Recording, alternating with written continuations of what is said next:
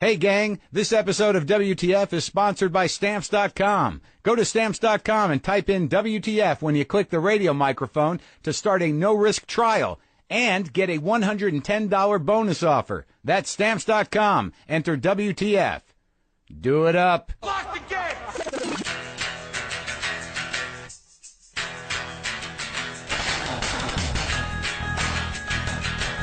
All right, let's do this. How are you, what the fuckers, what the fuck buddies, what the fucking ears, what the fucking rock and rollers? Yes, this is Marc Maron. This is WTF.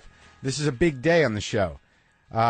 It's a very exciting day on the show, and I will tell you why in just a minute. It has to do with our guest, and it has to do with his importance in my life. Well, obviously, that's secondary. But before I do anything, if you're not watching Inside Amy Schumer on Comedy Central, you should be, my friends. You've heard her on my show. She's hilarious. And the show is a great vehicle for her.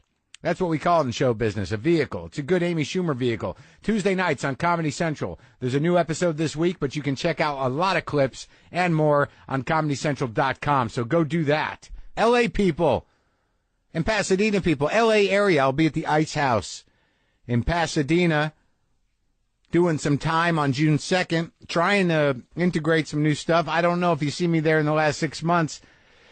This is the beginning of the new work, but I can't say it's all going to be new work. But if you want to see me and hang out, I'll be there.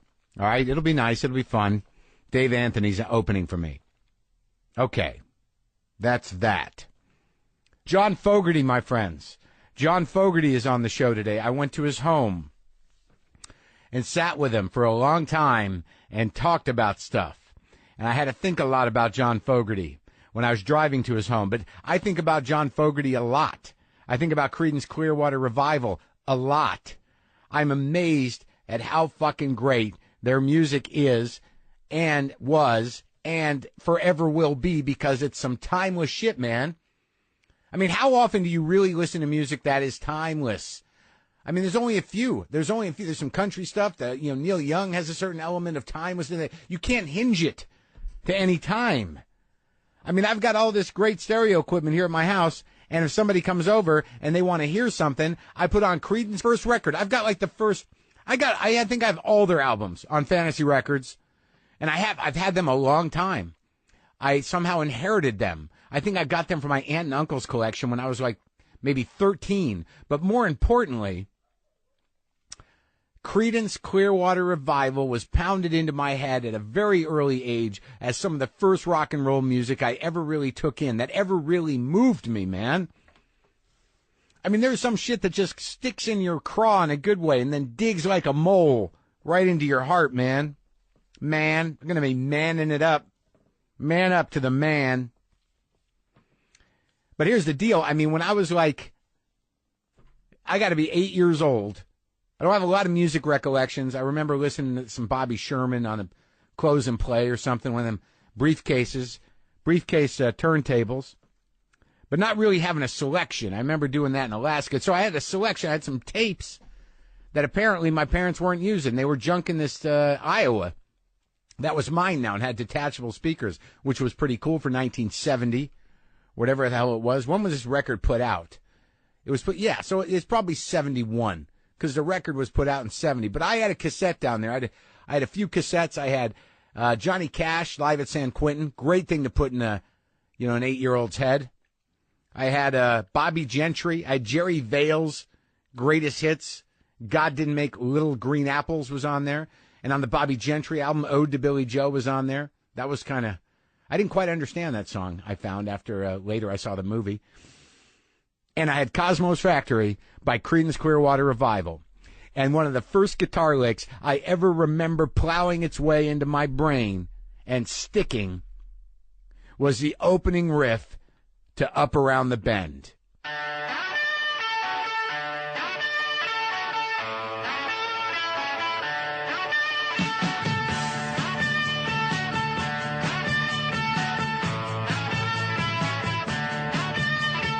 It just cuts in, man. It just cuts into your head and stays there. There was a purity to his guitar sound and a purity and earnestness to his singing. And I'm driving out to his house. I'll tell you how into Fogerty I was and am, into Creedence. Like when he came out with Center Field after we hadn't really heard from him in a long time in a big way, I was excited that he got a hit, and he sounded so fucking great. I was excited. All those great Creedence songs, you know, he didn't have ownership of them because he got screwed on a deal when he was a kid by his first manager. And from what I understand, legal problems went on for years and years. But I didn't really want to get into that with him. I just didn't want to. I want to talk about music. I got into it a little bit, but I wanted to talk about music. I know when you talk to somebody about a lawsuit that you might get into a conversation, not unlike talking to somebody about a divorce. If the anger is still there, the intensity changes, and you go down a rabbit hole of injustice. So I didn't want to do that. He's got this new album out, wrote a song for everyone, and it's a collaboration album. He does Fortunate Son with the Foo Fighters, which is outstanding. There's a couple of new tunes on here, which are great. But he does Long as I Can See the Light with My Morning Jacket, spectacular. He does Who'll Stop the Rain with Bob Seger. Great. Hot Rod Heart with Brad Paisley. That guy can play. Have you ever seen The Rain with Alan Jackson? This is the thing about it. There's a country to it. There's a rock to it, but none of the songs are dated. And this new album is fucking spectacular. All right, so I was nervous, but I think I did okay. I love this guy, and there's something about the rawness of how he sings and the music of how it holds up that you just, you want him to be a great guy, and he was a great guy. He's kind of a firecracker, you know what I mean? He's kind of I could feel that if you pushed it, you get a little bit of, he'd go at you, you know what I mean? He's a live wire. So let's talk to John in a minute. And by the way, I'm going to be, he asked me to introduce him at the El Rey tomorrow night. And I'm nervous about that. About just bringing the guy up on stage. I'm like, I better write something down. I better get something together. John Fogerty. I'm going to bring John Fogerty. One of the greatest rock and roll artists that ever lived. Seriously. Wow.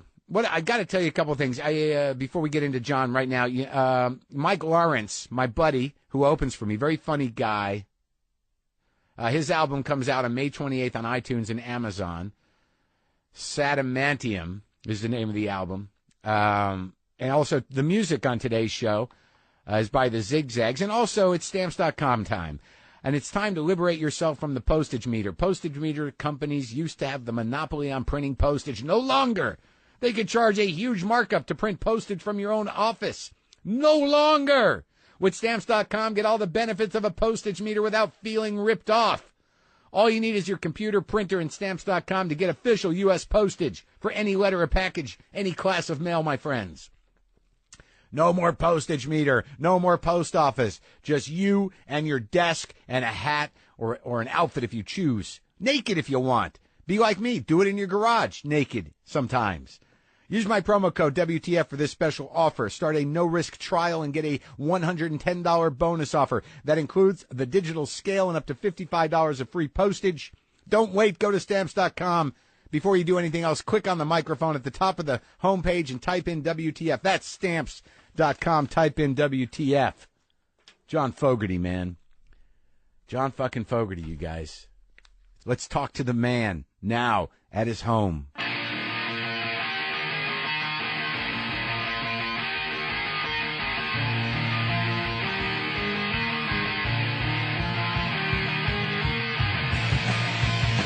I got to tell you, it is an amazing honor for me to be here with you. Well, thank you. It's an honor for me, too. I actually had a moment at the Burbank Airport. I flew on a Southwest flight with you, and it was. Where were we going? I don't remember where we were coming back from, but I remember we were coming back from somewhere, and it was one of those situations where I'm sitting there and I'm like, well, that's John Fogerty. Maybe I should say something, and then I have to think, well, what am I going to say to that guy? And I think I said, I love your work. And you said, well, thank you. That was did you? Yeah, okay. That was our big moment. Yeah, you probably overthought the whole thing. I definitely overthink everything. A lot of people do say, people are pretty cool. They don't bug you. Yeah. They don't well, my cousin in Peoria, loves your music. Can I get your autograph? First, let me go find a pen. Do you have a pen?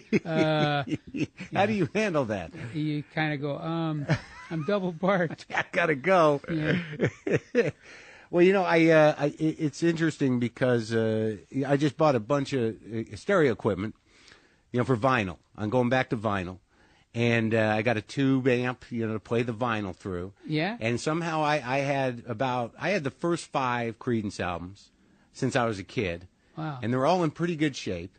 And the reason I'm telling you this is when I have people over and I want to show off my record player in my new system, I put on the first Creedence album.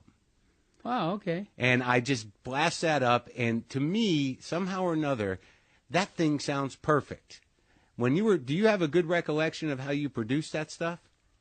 Yeah. Yeah? Why does it sound so clean and so good? Was it just pure? Well, I think the real answer is it's pretty simple, straightforward arrangements. I mean, in other words, there's what I discovered was that long before the records I made with Creedence, the stuff that sounds great in your car on the radio. Yeah. I mean, that's really the litmus test. That's if you can do something that sounds great in your car on the radio, you are in the high echelon of the Holy Grail of producing. Yeah. And so time, what I did learn, yeah, basically in a car with a speaker that's about that big, but then it resonates all throughout your passenger compartment, I guess. You want that voice, you know, the thing that's if it's a song with singing, you want the voice. You want to be able to hear the voice. And the next thing you want to be able to hear, at least to me, is the drum, backbeat, right? Yeah. And then the next thing, if there's a guitar solo, which would be true heaven for me, you want to be able to hear that. So that was basically, and everything else is sort of supportive. And so that was kind of how I rolled. I wanted that to be the stuff that I guess that was coming through in your car. And you can hear everything. And it turns out, and it's still true now. I think it'll be true for all of time, because those things are all roughly in the same frequency register. Right. Kind of what we used to call mid-range. Yeah. You can have a heck of a rock and roll record if those three things are very apparent and also good. Right. If you got 19 rhythm guitars and all these little things going on back there and chirps and the violin section and yada yada, it's just like getting too esoteric. So and it's still true. The best stuff is where the voice and the drum and the guitar are right up front, where you can tell, you can hear it. And basically, so you kind of intersperse them. Yeah. You don't have them all happen at the same time. It's either the vocal and the drum or the guitar and the drum, but not all of them hitting at the same time because they're all in the same frequency range. That explains it perfectly, because when I listen to it, I can hear everything. And everything is its own thing, and it just kind of hangs together and perfectly. They really stand out. Think of Suzy Q. I mean, the guy, Suzy Q, and then the guitar, right? They're not at the same time. Right. And Chuck Berry kind of taught us all that thing a long time ago. He did, his right? Records, yeah. Were those the ones that moved you the most? Go, Johnny, go, go. Go, Just hear that guitar.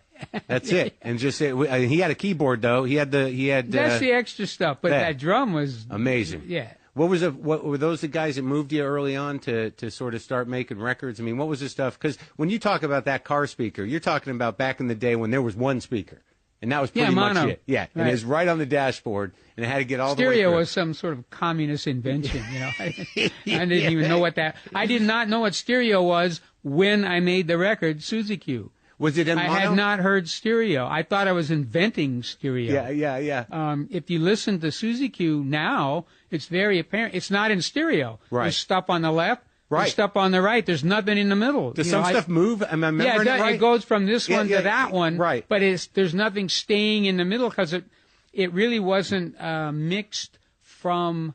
It wasn't mixed into a place with a middle. Right. It was basically from the 4 tracks, and there was only 4 tracks. Right. That thing, we did a lot of overdubbing and ping ponging. Where you're playing back something and adding to it, and that all goes onto a track together. The way we had to do it then.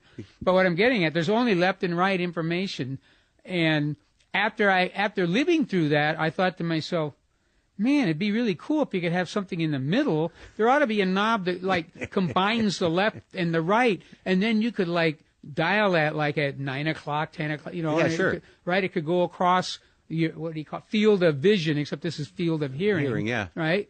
I thought I was creating this. I even had I wired a little box with some jacks, Yeah, you know, yeah. in it.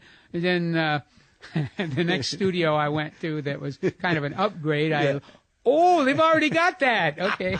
Yeah, I guess I didn't invent that thing. No. Yeah. So I can't take credit for it. Yeah. So when you started playing, what was the guitar you used on that first one?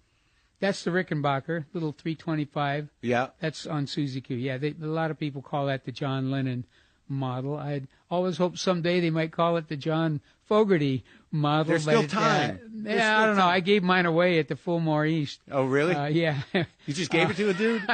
Yeah, a kid. That was a 12-year-old kid that was hanging out all the time. I don't know why he got to do that, but at the end of the last show we were going to do, you know, that run, I called him out on stage and said, I'm going to play one more song on this guitar, and then I'm going to give it to this guy. My issue was the whammy bar on it, the vibrato system.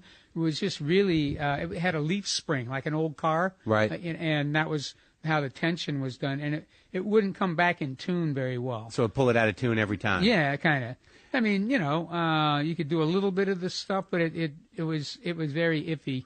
And the bridge itself was something kind of, it had all these little Allen screws. Right, and, right. You know, it was just, and it looked like it'd been kind of punched out on somebody in metal shop, because I had a high school shop. Was it a Bigby or Bigsby? Yeah, but it had all these little sort of kind of World War II looking fixtures. Sure, you know? sure.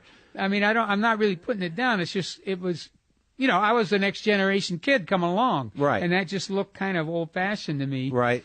Later, I put a Bixby on there, which was probably from the same era. Right. But the engineering was a little better. Yeah. So that kid must have been happy. I mean, what year was that you give a kid a guitar? 69, I think. And he was just a kid you saw through the whole run of your shows? Well, he was backstage. He was hanging in the dressing room. And you know who he was? I know his name now. I don't want to say it because it'll put undue pressure on the kid. I'll tell you, his first name is Sean. Yeah. But he was hanging out, you know, and he was talking about Clapton and who else would you name around those times? You know, Jeff Beck. And I was telling him stuff like, well, man, you got to listen to the guys that they listen to. Yeah, you know, the go first back guys. and listen to, you know, Muddy Waters and listen to Albert King and B.B. King, you know, that kind of thing. Yeah. And so the next time he showed up, he had those records. Oh, yeah? The old, you know, or the next time we played New York. Right? Yeah. And so I was really touched that he had taken the time to kind of delve, you know, because he was a kid. He was 10 years younger than me, so he was just going with what's on the radio right now. And I was kind of giving him a little background, and he had done a little due diligence. So I thought I was moved to give him a guitar. Then we saw him again about 3 months later, whatever's the next time we played Fillmore East. And, you know, and it turns out, well, Eric Clapton had given him a guitar, and BB had given, and Albert had given him a guitar. Gave him guitars? He'd gotten guitars out of all these people, you know. I get your con now, kid. Yeah. So you grew up not in the Bay Area, but not far, right? Bay Area, right in the Bay Area. Yeah, I was straight. You could see the Golden Gate Bridge from roughly where my house was, although in those days I was kind of in the flats and I couldn't see anything but the house across the street. What town was it? El Cerrito. El Cerrito. He said proudly. Yeah. When was the first time you started to really soak in music, where it had an impact on you? Right around then. Yeah, and what was that music? Well, I remember hearing Red River Valley, and I'm not sure really who the artist was. Over the years, I've said Tex Ritter. Other times, I've said Roy Rogers. All I know is I knew that song. Right. And as a kid, that really meant something. It's like I discovered that. Yeah. And I mean, that's still one of my favorite songs. You know, that's a great one to be exposed to early. Maybe there were other ones and I just don't remember them. Sure. But that was the one that stuck. I really remember. And what made you want to pick up a guitar? Well, that's an evolution. Yeah. I mean, I'm sure I didn't know what a guitar was then. But there must have been a band that made you jump and make you say that it was a doable thing. Well, I'm sure like millions upon millions when it kind of connected to me was probably Elvis. Yeah. You know, because I wasn't playing yet. When Elvis was on Ed Sullivan, I was 10 years old. Yeah. And I remember finding myself in front of a mirror with a broom and making my lip go. Sure, snarling. Yeah. Well, his was actually on the other side of his face, but it was a mirror image, so I learned to do this side, my right, but it was really his left. No one called you on it, though. I can't actually do it. It's a smear. Yeah. But he would, it was just totally, it was James Dean with a guitar. Yeah, yeah. I've skipped one of the things, besides Red River Valley. When I was in preschool, my mom gave me a record and explained to me that was Stephen Foster. So, it was a two-sided little record, probably yellow or green or something. Right. 45? I don't even know. Yeah. I don't think they had 45. 78 still? Probably. Yeah. But it was, small, like a 45. Yeah. She explained to me that the writer of the songs was Stephen Foster. That one side was Oh Susanna, the other side was Camptown Ladies. Races, Doodah, And so, I mean, over the years, I've just wondered, well, why did she do that? Because that's until I got to be, 11, 12, and she would talk about Irving Berlin or Hoagie Carmichael.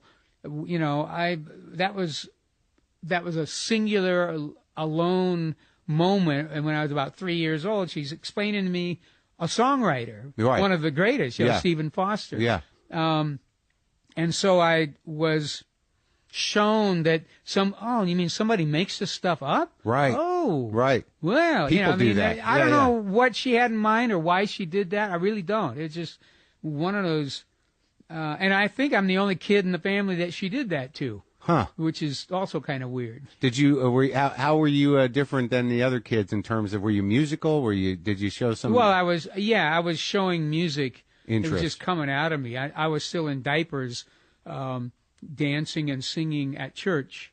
Oh yeah. Probably everywhere, but sure. I know that at church you shh. Shh. Yeah. And they're mortified that I'm making noise, and all the other people go, giggling. And I'm singing an old song called Shoe Fly Pie Apple Pan Dowdy. Make your eyes bug out and your tummy say howdy. Anyway, cool old song. I think it was Dinah Shore, as a matter of fact. Really? And also there was the race record of it, which probably was the Ink Spots or the Mills Brothers or something. So you remember that separation of... I didn't know it then. Yeah. Yeah, I didn't know anything about that. Right. So Elvis sort of, sparked you a little bit. I'd had by the time Elvis came along, even though I was only about 10, I'd had a very liberal musical education by then. I mean, amazing when I think about what happened between when I was born, let's say, and by the time Elvis came along, I knew exactly where he was coming from. I tended to like the people that were... had an edge to them? Kind of rough and ready. Yeah. I wish I could say I'd seen Hank Williams, but I don't remember that. I remember the songs, of course. Yeah. But I don't remember actually seeing Hank. I remember seeing Johnny Cash, though, about 57. He's a profound presence. When you see him for the first time and you feel the weight of that... I tell people all the time, Johnny Cash was on TV. He was all by himself. Right. There was just this guy. It was very dark and moody looking. Yeah. And here's this guy singing, I keep a close. I mean, he's way lower than that. It's almost haunting. And he was on one of those shows, like Bing Crosby or some of these guys had shows. And they'd have a million dancing girls and outfits and all, casts of thousands on the your Cavalcade of Stars or whatever it was. And we were used to that being kind of Vegas on television. And then Johnny Cash comes on and he's all by himself. To me, that was way more striking. Oh yeah, way more powerful. Oh yeah, and with that voice and that it was heavy, man. Yeah, I remember I have very very vague memories when he had a TV show later on. Like I must have been you're remembering the late mid '60s maybe. Late '60s. See that he'd already had a middle period where he'd gone away, and now he was back on top. But I saw that when I was like 5 or 6. You might have seen me on that show. Wow. Is that possible? Yeah. With Creedence? Yeah. Wow. Yeah, we were down there. Really, Dylan had already taped a show, but they didn't show it yet. Right. It was the first season. Right. They had only done a few episodes, and we got to go down there and do Bad Moon Rising. I mean, that was amazing to me, because here are all these people. You know, Johnny, the buzz was all around him. Yeah. Right? He was. Had you met him before you did the show? No, I'd never. Was met it him amazing? before that. Yeah, was it? Oh, I was blown away. I yeah. walked up at one point and said, Yeah. Johnny Cash, I just want to tell you I love you. Yeah. And then I felt embarrassed suddenly. I went, I mean, you know, in my head, you know, it's kind of like, I love you, man. Yeah. He got it though, right? I hope so. I mean, they were just flying. I mean, the dressing room. Yeah. Right? Here's Mother Maybelle and June and everybody. June was a sweetheart, by the way. We were, I guess we were in the Ryman. Yeah, we were in the Ryman taping that thing. Uh-huh. And I remember I was just sitting in a pew, and she comes over. I mean, she was just trying to make us feel comfortable and at ease right away. I mean, yeah. It wasn't like, you know, see my agent, have them talk to my publicist. You know, she just right over and sat down, started talking and all that. She was pregnant. Wow. With their only child, I think. Anyway, in that dressing room, sitting in there waiting to do stuff besides being shown what a dobro was firsthand. Oh. Who played that for you? Taylor. Uh-huh. Okay. He showed you how it worked and everything? Yeah, oh yeah, that's why I got one. Oh, they're amazing, So right after that, is you know, I kind of worked it up for looking out my back door, right? Right. But anyway, gosh, in that room was Roy Orbison, Carl Perkins, Statler Brothers. They were all there when you were there? Yeah, they're all sitting in the joint. We're telling stories, you know, or I'm hearing stories from the 50s. Wow. You know, all about Elvis and Roy and Johnny and Carl all touring, you know, the country with their hit records and all that. You'd covered Roy, not yet, but you did one cover of Roy song, right? Did Ooby Dooby. Yeah. And that before you met him or after? That was probably after, I'm going to say. So were you able to... But, you know, I mean, Ooby Dooby was one of my favorite. You know, by now, Roy was a huge star. He was already the tail end of the big run he had with Pretty Woman and Only the Lonely and all that. You must have been overwhelmed. Glenn Campbell would come through. He was there, too. Glenn on was, the too? same episode we were on, yeah. Minnie Pearl, I think, was running around. With her hat and her price tag? Yeah, exactly. Yeah. The whole thing. So it was like chaos, but these are all your Yeah, but these heroes. were like the kings of the rock and roll that I'd grown up with. Right. That must have been overwhelming. Oh, it was amazing. Were you able to talk to anybody? Oh, sure. Yeah. Oh, no, they were the most down-to-earth people you'd ever want to meet. I'm quite serious. You know, Roy talking all about, you know, basically on tour the same time Elvis is on tour, you know, and Carl Perkins talking about those times, too. The Sun Records stuff? Yeah. And talking about how the music was made, that sort of thing. Because you feel like I'm finally here, man. This is it. Oh, I felt like a little kid. You know, I tend to, that's my personality even still. Sure. I'll meet somebody that's, you know, 35 years younger than me, and they're, you know, a big star, and I'll just be gawking like a little kid, you know, and I'm that way with Brad Paisley. Yeah. Well, you're still a fan. Show me something, you know, how do you do this little thing, you know, and I want to learn how to do it. That cut on the new record is crazy. That's him on guitar, right?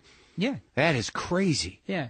He's phenomenal. I can't even, like, I play a little, but I'm just a sloppy blues player. But when you hear stuff like that, you're like, oh, my God. Well, that's how I felt even as a kid. Yeah. You know, when I was little, I always kind of bemoaned the fact that I didn't have, like, an Uncle Harley or something who had been in a country band, you know, in college and, you know, played mandolin and all that stuff, and it could show me that stuff. Because it was always a mystery to me. Right.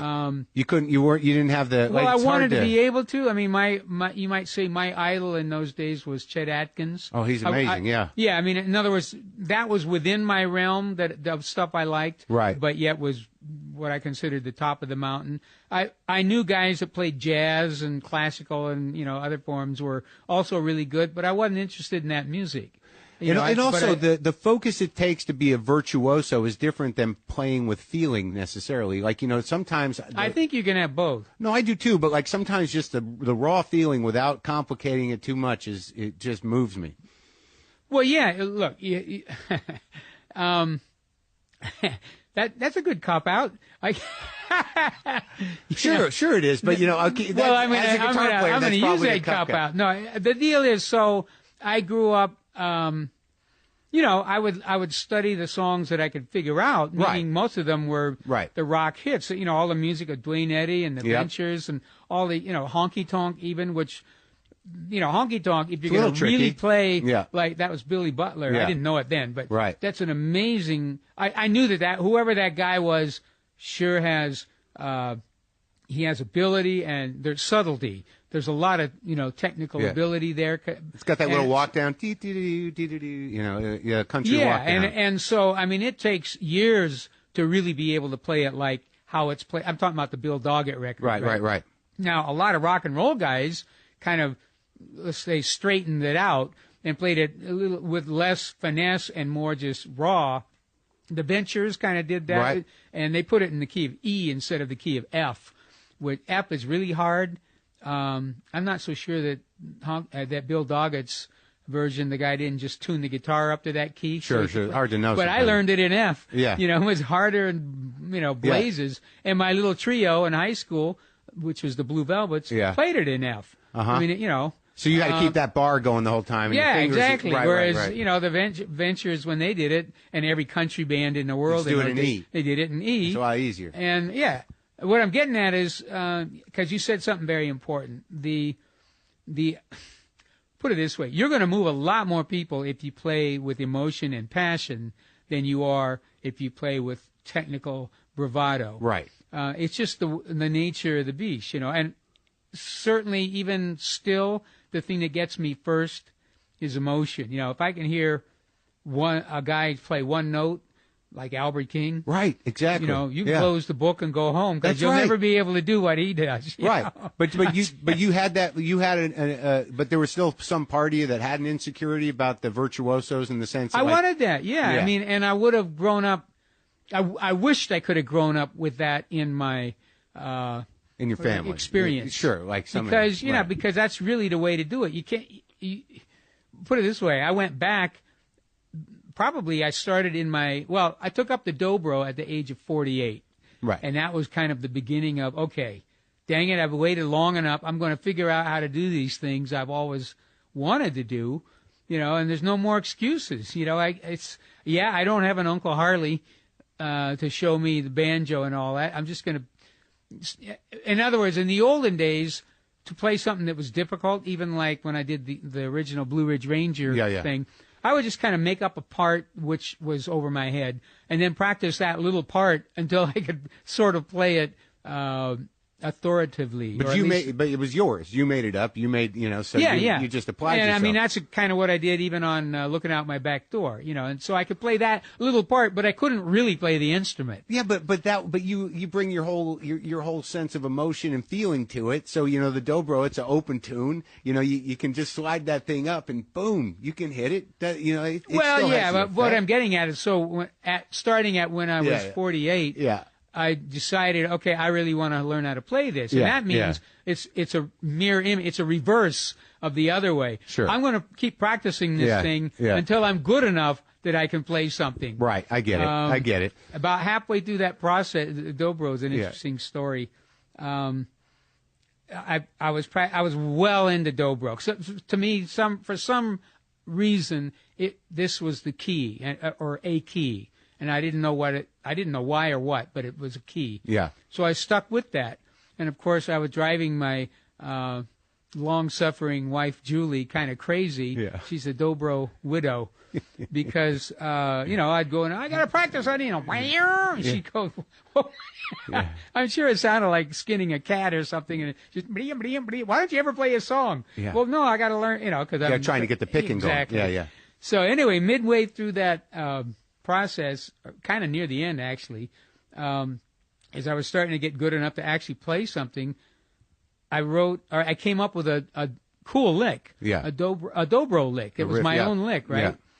And right as there were some kind of occurrences that I used to run away to this place and write songs up at the Kern River, and I'd stay for 4 or 5 days and write songs for what was going to be Blue Moon Swamp. Then I'd come back, and of course Julie and I missed each other and all that. And she'd say, "How you do?" And I said, "Well, I got a couple songs, I think, And one time I came home and I had that lick, right? And basically, I came home, I think, on a Sunday because we're going to take the kids to school the next day. Yeah. And I kind of either laid down and went to sleep or I didn't fall asleep. And the idea for a song came into my head with that lick. Wow. And I'm laying there, with Julie right next to me. Yeah. And the idea, it was basically the song Joy of My Life. Right?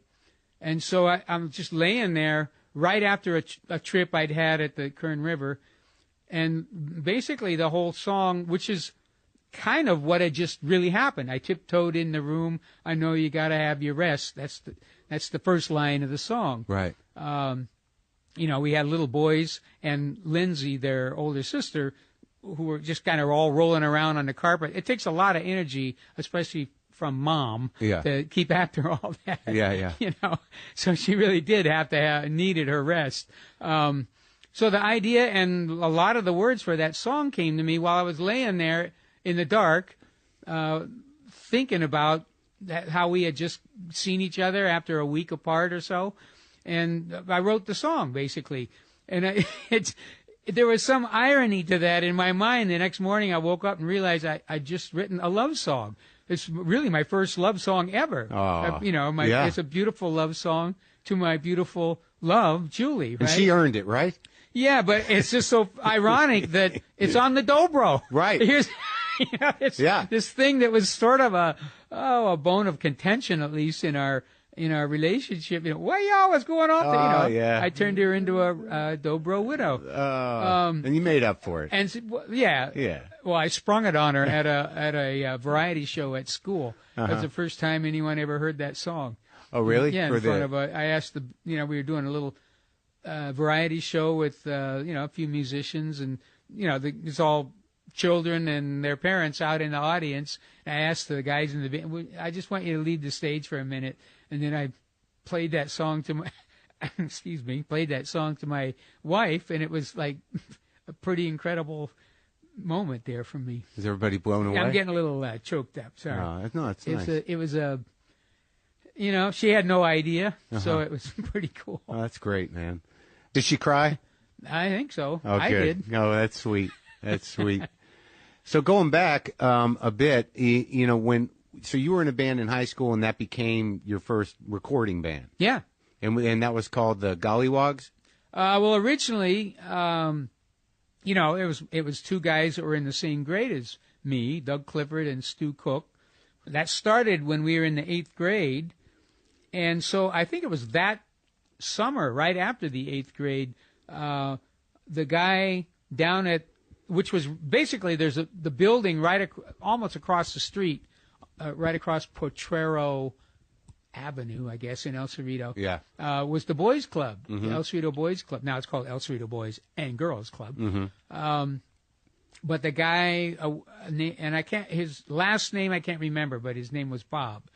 And he got wind of this little group of musicians, so he asked us if we would represent the El Cerrito Boys Club to go out to, other towns around the Bay Area and represent El Cerrito. And I said, yeah, sure, cool. And so we got to play a lot of these little kind of like county fairs and things like that, meeting other kids from other boys clubs from other towns. Just doing covers. And he provided the transportation. He drove us everywhere. Anyway, on one of those places where we played, there was a fellow named James Powell who lived in Richmond, and he was in his mid-20s at least. And he approached me one time. He said, "Would you like to make a record?" Yeah. I said, "Cool, sure. How do we do that?" And he said, "Well, I've got some songs, and I want to get them recorded." And I think he also knew a guy from Christie Records, which is where Beverly Angel eventually got released. But anyway, so we got to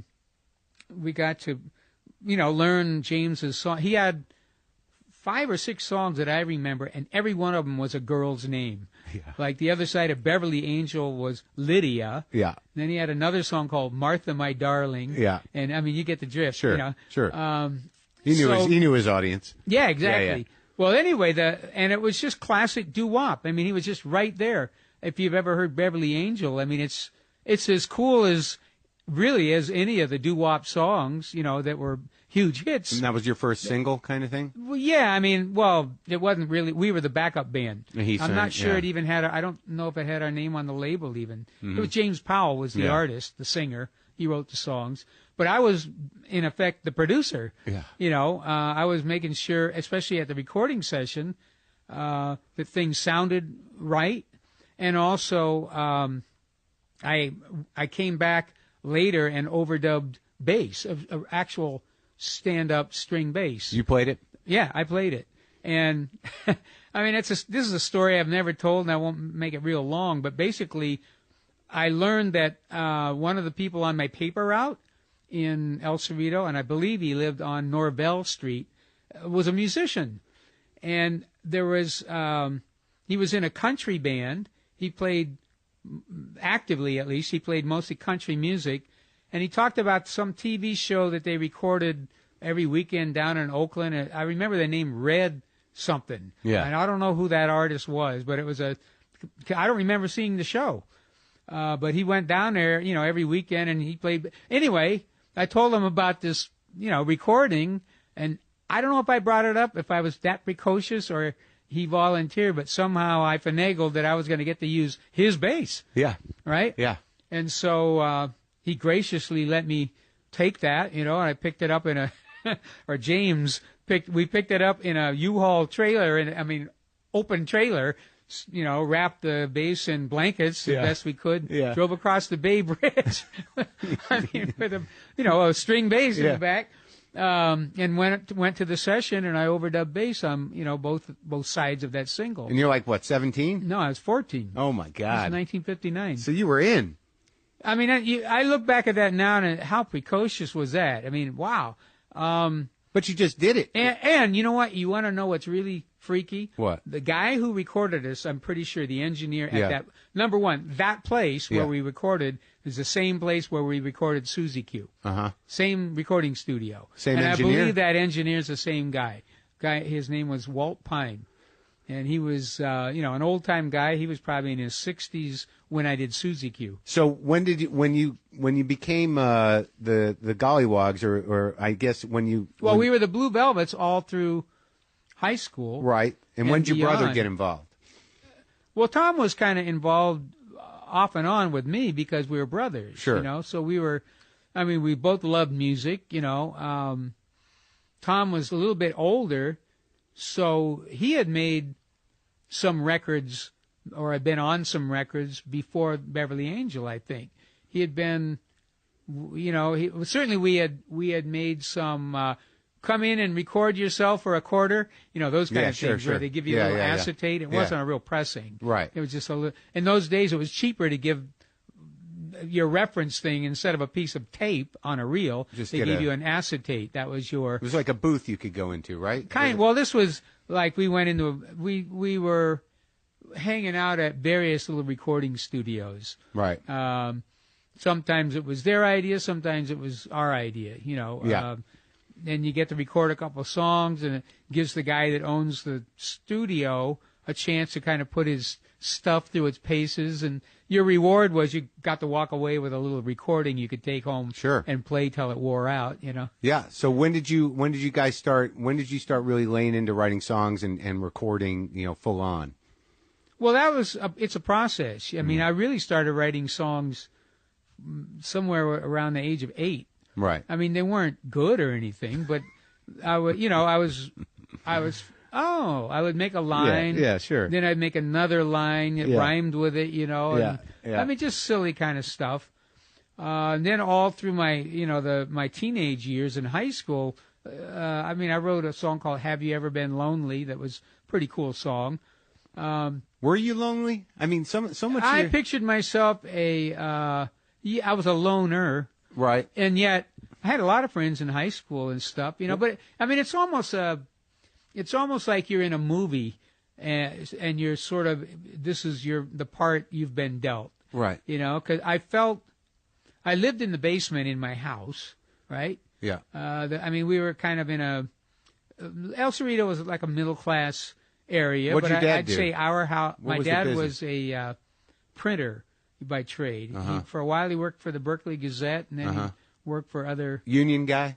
That I don't know much about. Yeah. I just know he was a linotype operator, which has long since been. Sure. They're gone. They got rid of that job. That's done. I'm sure I pushed a button or two that I wasn't supposed to, and that probably was the end of that. So he was around a lot? What's this big cutter thing, Dad? Yeah. Get away with it!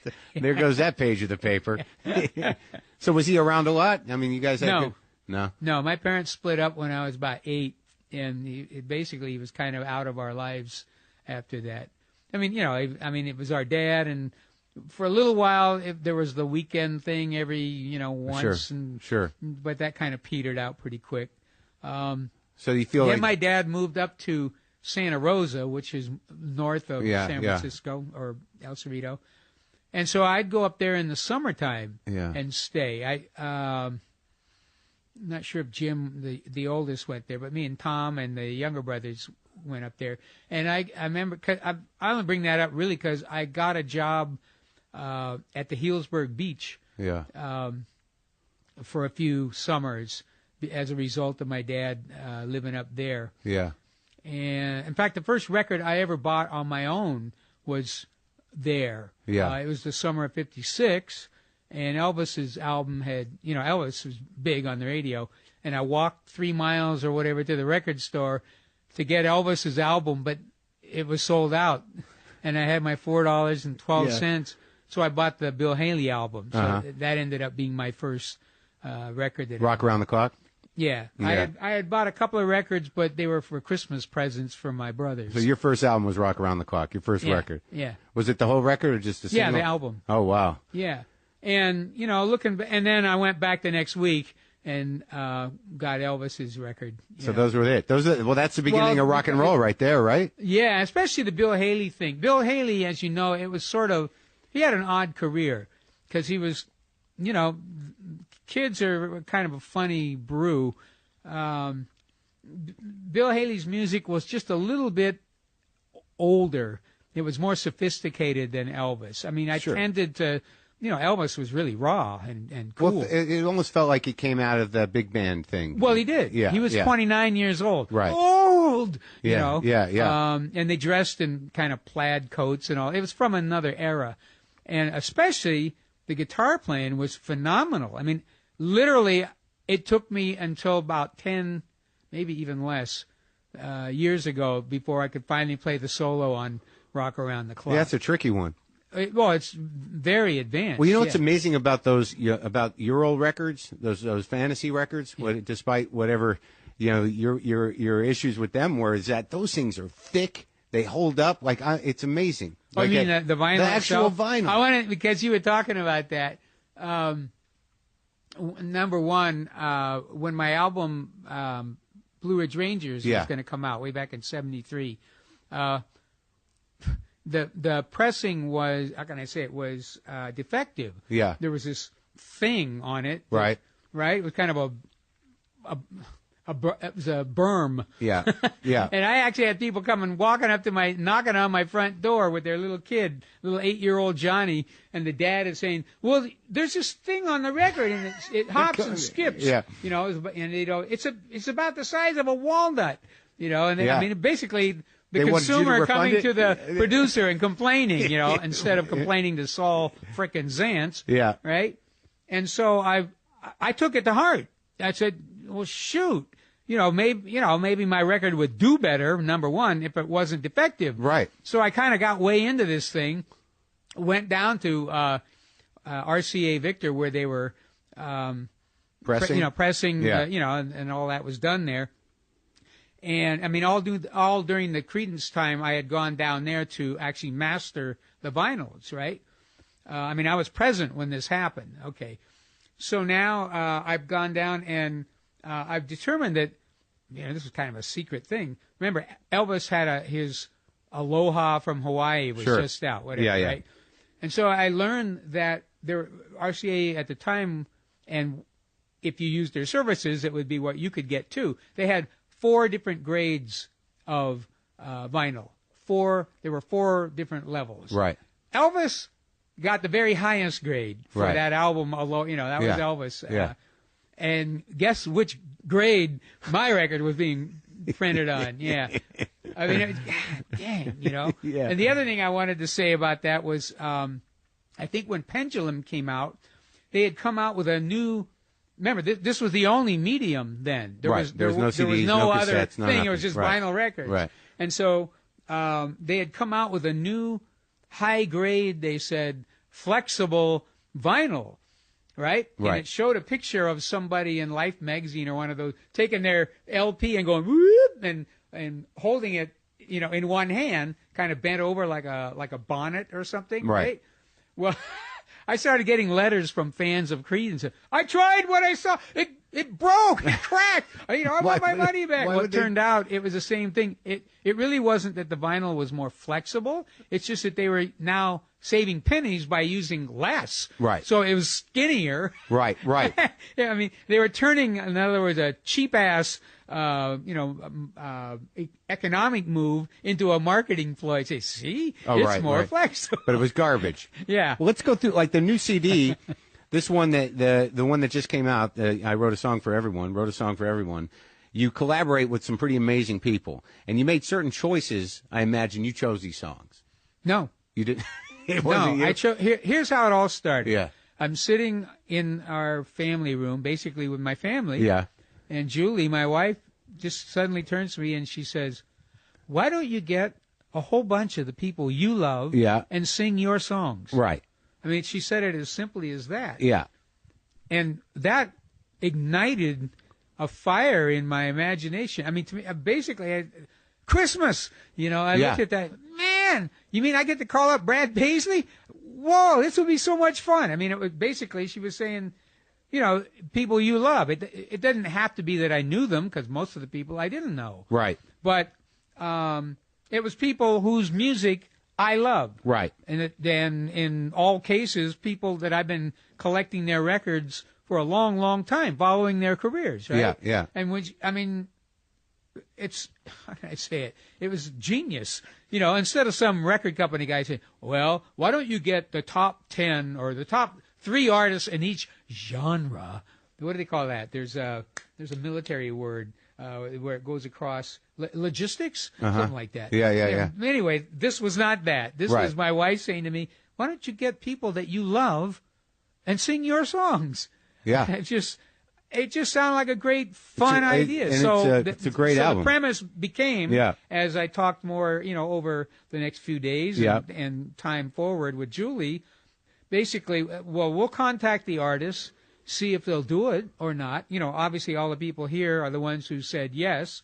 There were some others who, because of scheduling and, you know, all other reasons, couldn't be present. But once somebody did say yes, the first thing I said was, okay, now you choose the song you want to do. Really? Yeah.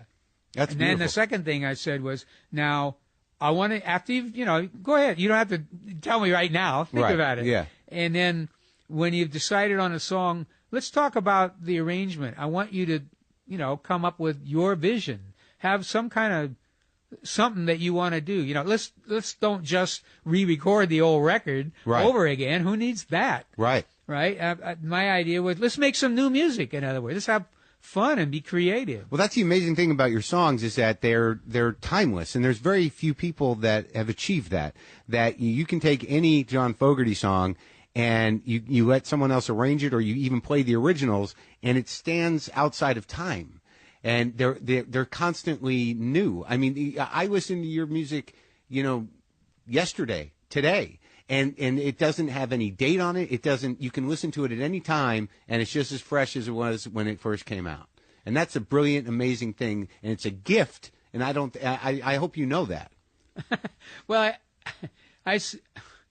I hear that from other people, and then, you know, and I kind of absorb that and go, well, you know, that's really neat that they say stuff like that.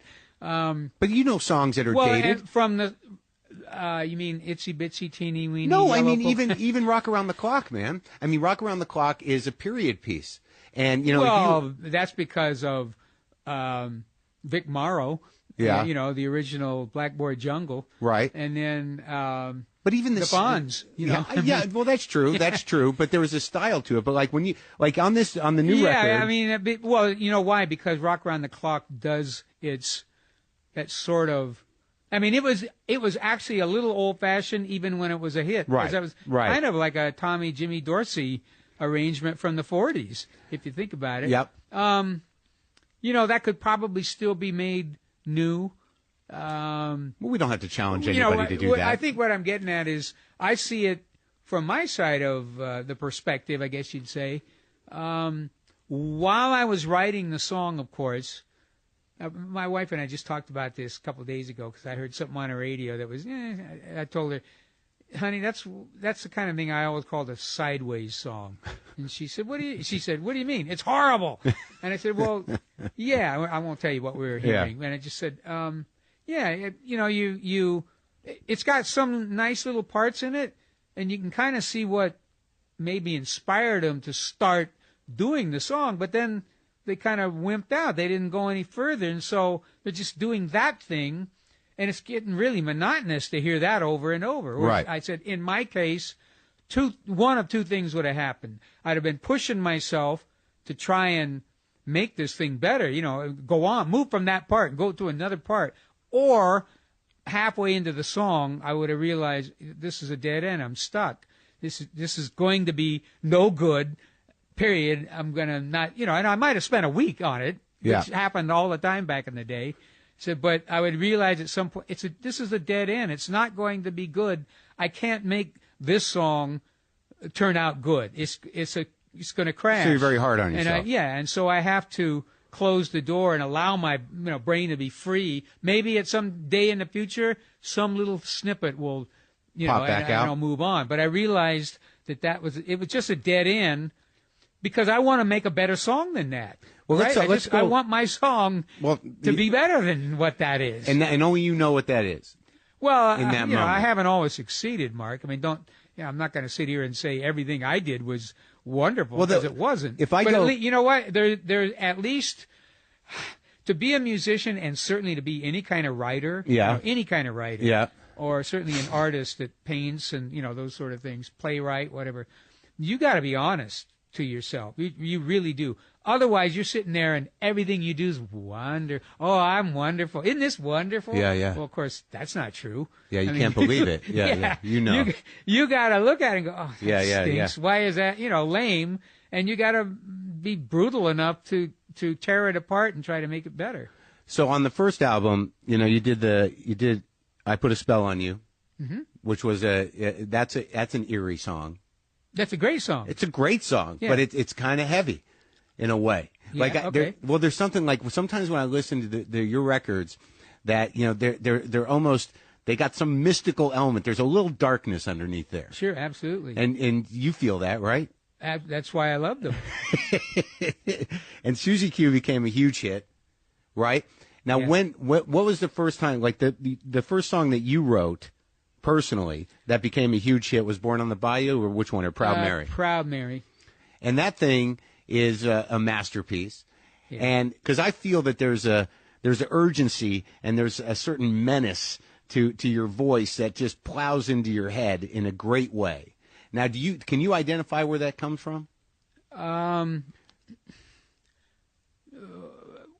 a simple answer is growing up hearing incredible voices on the radio and the records I would buy. Yeah. If you're speaking strictly of the vocal part. Right.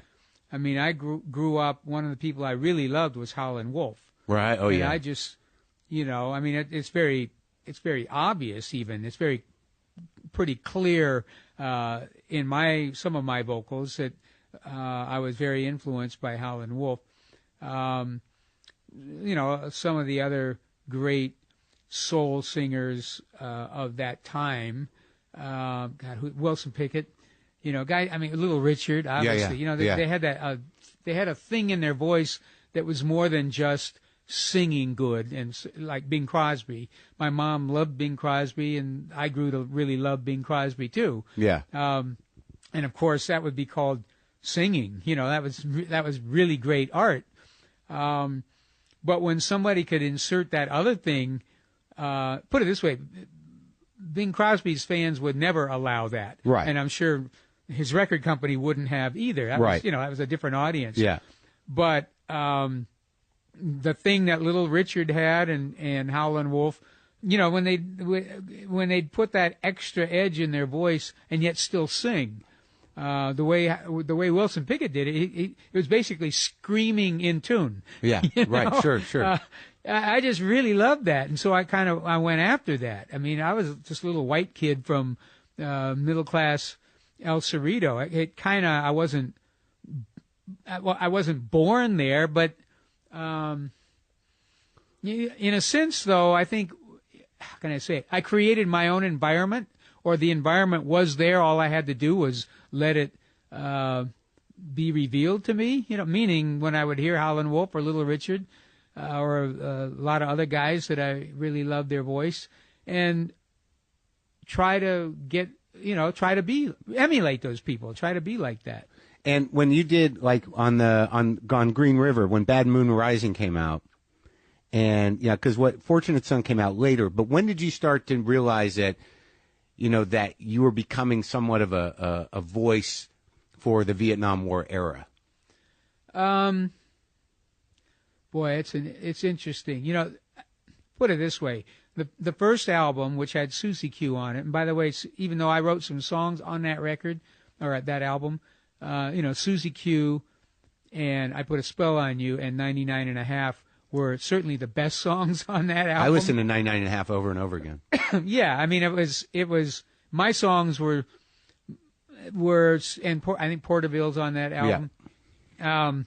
My songwriting was right on the edge between the guy who wrote teenage love songs when I was in high school, sure, and the guy who was going to figure out a way to apply his brain, his feelings, even his own philosophy, what he was seeing in the world, to somehow incorporate that into the song. Yeah. Having grown up through the first wave of the rock and roll era, you're sort of emulating, and of course the R&B era too, you're emulating your heroes. And they were all kind of Tin Pan Alley songs about fairly normal subjects.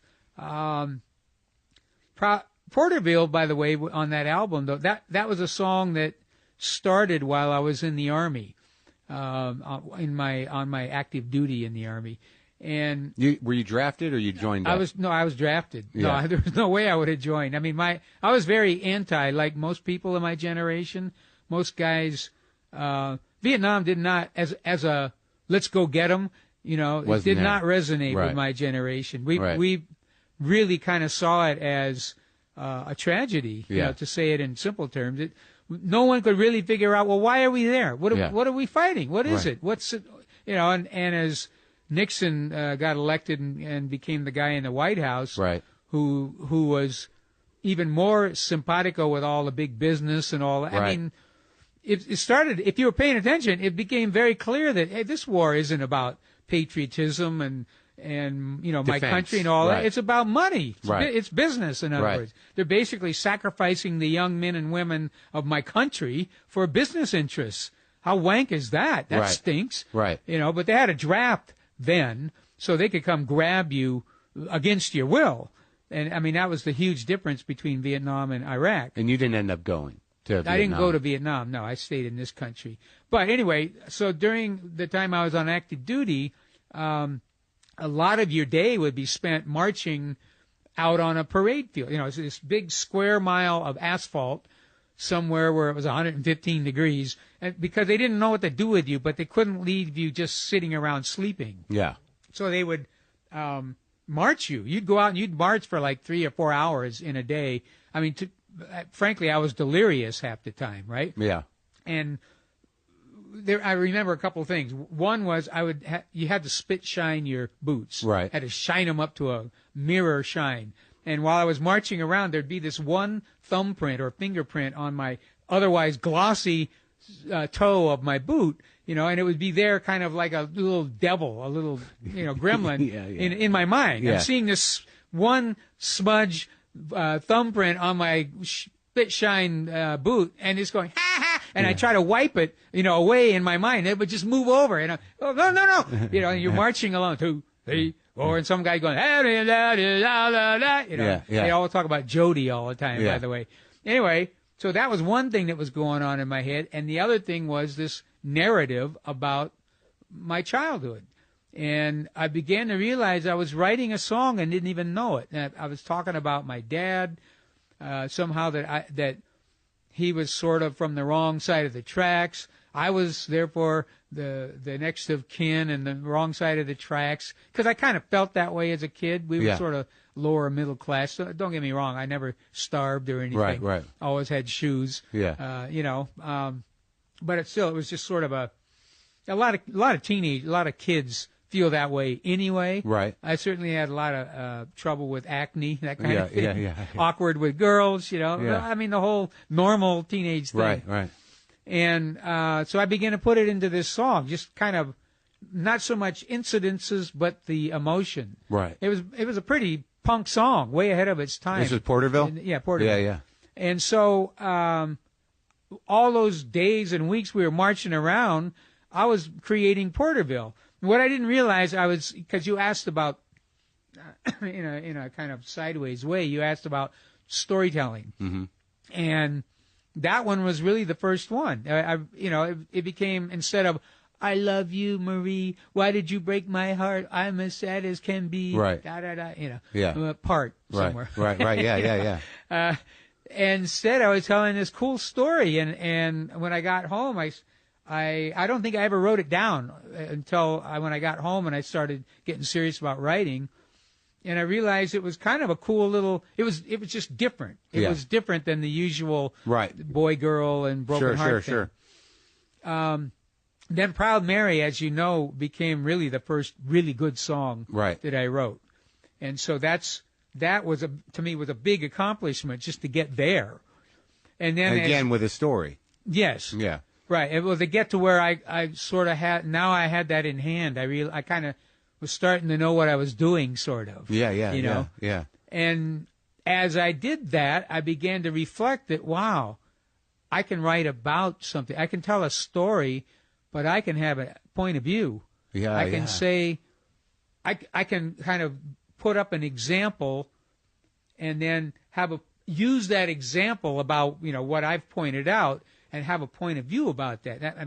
That's precisely what Fortunate Son is. Because, what was really pissing me off about that was you'd see all these guys that were basically the kids of well-heeled people, whether they be millionaires or, businessmen, in other words, or sons of politicians, and they weren't going to Vietnam. Right. They probably weren't having to go anywhere. Somehow they had, what do they call those things? Deferrals. Yeah, exactly. Yeah. Where they were out, they weren't in the military, or if they were, they got a desk job somewhere. Right. So I realized I could write about that and point out the glaring examples, the flaws, without naming any names. But these were things that we all knew at the time. And it also is not hung on any era. That's always going to be the case. Fortunate Son is always going to be the story. Well, because it is what it is. That's exactly right. Yeah. And so there's a certain amount of rage in that song. Absolutely. Yeah, it's not. It is about the war, of course, but it's more about privilege and the inequality of the classes. Where basically the rich men, declare the war, and then the poor men have to fight the war. Exactly. Now, with Bad Moon Rising, that was not specifically a war song. No, not at all. I actually got the idea from an old black and white movie called The Devil and Daniel Webster. But I was hooked on the phrase Bad Moon Rising. Yeah. I mean, it was a phrase that I just sort of, conjured up, I guess. There was a lot of talk back in the late 60s about, it was a lot of astrological stuff. People walk up to you and they do the peace sign to you, and then somebody would actually say, "What's your sign, man?" And I'd usually lie. I'd say Aquarius. And they go, "Yeah, I knew it. Yeah, it was, that's how bogus it all seemed kind of. But was there a difference between? Did you identify with the hippies, or were you? Yes and no. Actually, philosophically, very much. Yeah. Yeah. The idea of certainly being a liberal person is who I am. thinking that we have an obligation to our fellow man, the idea of trying to care for the less fortunate. These were all pretty much liberal Democrat precepts, at least in the 50s and 60s when I grew up. Yeah. Things have gotten a lot more blurred over time. I'd still loosely call myself a Democrat, but I realize I'm kind of a lot more like some kind of libertarian or something. Yeah. I still feel I made the mistake of not voting in the mainstream a couple times, and of course that meant my vote got thrown away, and the guy I really hated got elected because I threw my vote away, right. And a bunch of other people felt like me, right? Yeah, yeah. I mean, we've had that happen in our history, in our recent history. Yeah. So anyway, but yeah, I very much agreed with the hippie philosophy, if that's what you want to call it. I mean, anything Pete Seeger would say, that's where I'm at. But the lifestyle, the idea of being stoned all day and laying around and thinking that somebody else is going to take care of you. I had a big argument with a guy while I was in the Army. He said, "Oh, no, man, I'm going to move to the desert and I won't have to do anything." And I said, "Well, everybody else is going to have to pay your way, man. The Army's protecting you, the police, the welfare that's going to bring you food. That ain't right." "Oh, well, man, I'm just going to, Yeah. I mean, I've always thought you're supposed to take care of yourself and bring yourself up by your bootstraps. I think that's my parents' generation teaching me. Right. But the idea that we're obligated to our obligated, that we need to do something is certainly ingrained in me. I just didn't think personally the lifestyle of, eyes glazed over and just kind of being unkempt and lazy. I didn't like that. Right. So Bad Moon Rising is an apocalyptic song. It to me it was just the idea. Yeah.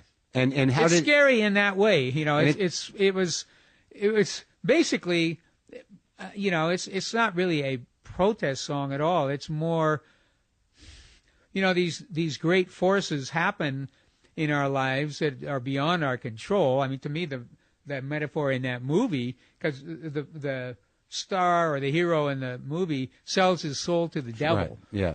And then there's a gigantic hurricane, destroys everybody else's crops and farms and everything, and yet he's saved. Yeah.